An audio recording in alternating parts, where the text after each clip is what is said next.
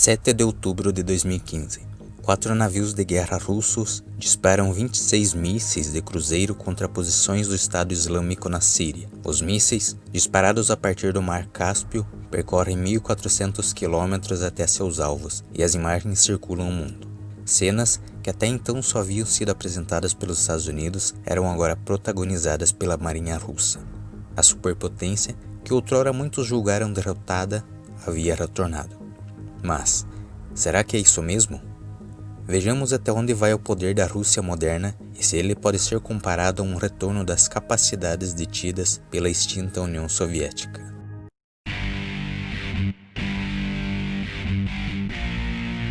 Uma economia dependente.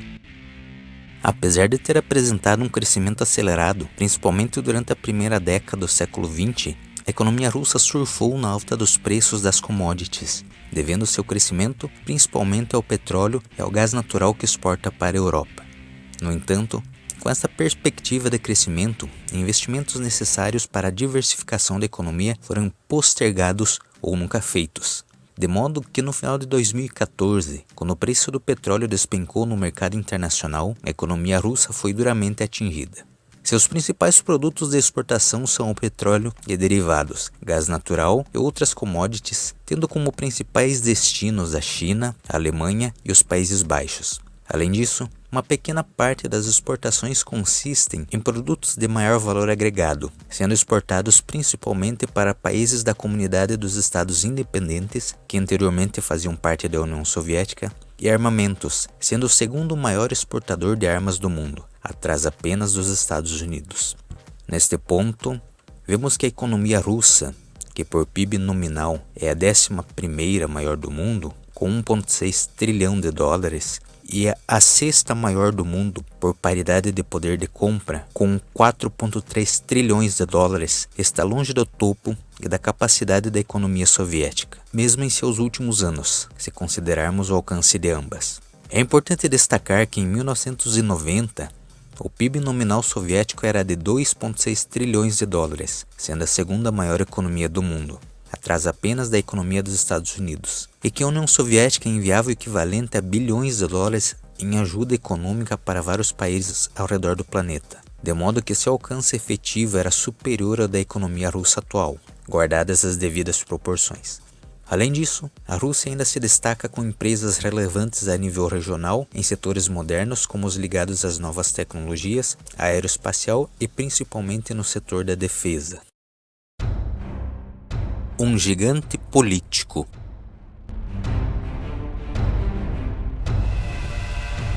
Ainda que a economia russa não seja uma das mais pujantes do mundo, o que seus líderes fazem no campo político na arena internacional deve ser levado em consideração por boa parte dos líderes mundiais. Mas, como isso é possível?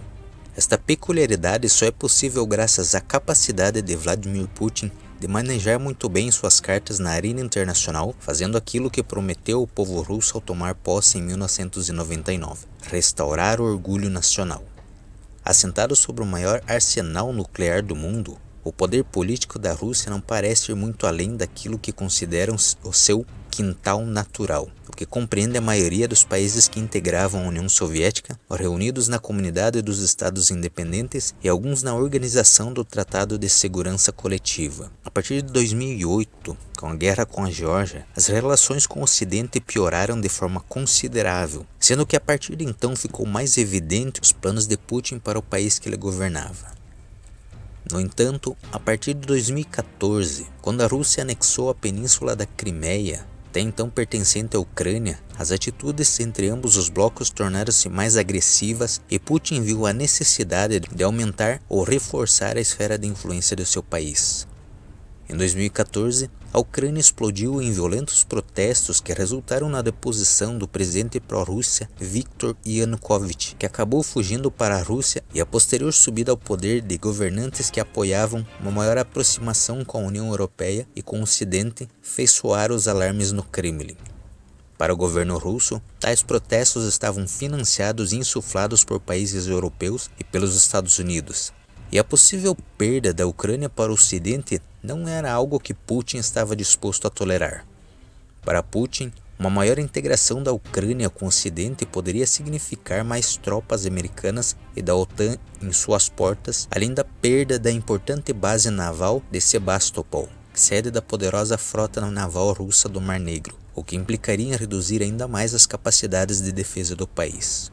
Então, poucos dias após a deposição de Viktor Yanukovych, milícias populares e tropas regulares russas sem identificação tomaram a Crimeia, expulsando até mesmo os militares ucranianos. A ocupação tornou-se uma anexação, com um referendo que transformou a Crimeia em parte integrante da Federação Russa, mas que ainda não foi reconhecida pelos países ocidentais, que ainda reconhecem a região como sendo parte da Ucrânia. Além disso, o Ocidente acusa a Rússia de armar e financiar separatistas pró-russos no leste do país, o que Moscou nega. No entanto, vários especialistas veem tais manobras como uma punição de Putin à Ucrânia por seu afastamento da Rússia e aproximação com o Ocidente.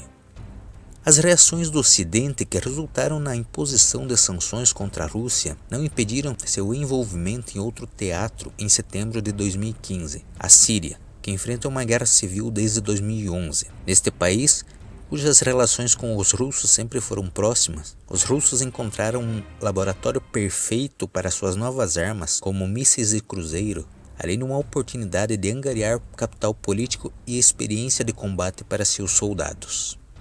Em 2015, os russos estabeleceram uma base aérea e ampliaram a base naval já usada por eles no país, implementando também tropas especiais em solo, em conjunto com os bombardeios pela Força Aérea, que primeiramente eram destinados aos rebeldes do grupo terrorista Estado Islâmico e posteriormente aos chamados rebeldes moderados. Especialistas apontam que a assistência russa foi decisiva para impedir a queda do regime de Bashar al-Assad, além de possibilitar que este retomasse o controle de boa parte do país. Ao mesmo tempo, a intervenção russa ajudou a expandir a influência russa na região e serviu de vitrine para novas armas para potenciais compradores. Já em 2020, a Rússia está envolvida não só na Síria, mas também na Guerra Civil Líbia, onde apoia a Câmara dos Representantes da Líbia e o general Khalifa Haftar. Segundo planos já divulgados na mídia, a Rússia pretende estabelecer uma base naval no país para expandir sua influência na região. Mas, apesar deste crescente aumento da influência russa, esta ainda está longe da influência exercida pela União Soviética sobre o mundo. Isso porque, além de enviar bilhões em ajudas econômicas anuais para dezenas de países, a União Soviética contava com uma poderosa ideologia que fazia contraponto ao Ocidente e que contava com muitos adeptos em todo o mundo, que estavam dispostos a colaborar com os soviéticos. Deste mesmo modo, os países do leste europeu estavam praticamente todos sob sua influência ou controle direto, constituindo uma zona tampão entre a União Soviética e o Ocidente, onde eram mantidas centenas de milhares de soldados prontos para serem uma primeira linha de defesa contra um eventual ataque ocidental. Atualmente, como muitos desses países já aderiram à OTAN, as tropas ocidentais estão próximas das fronteiras da própria Rússia.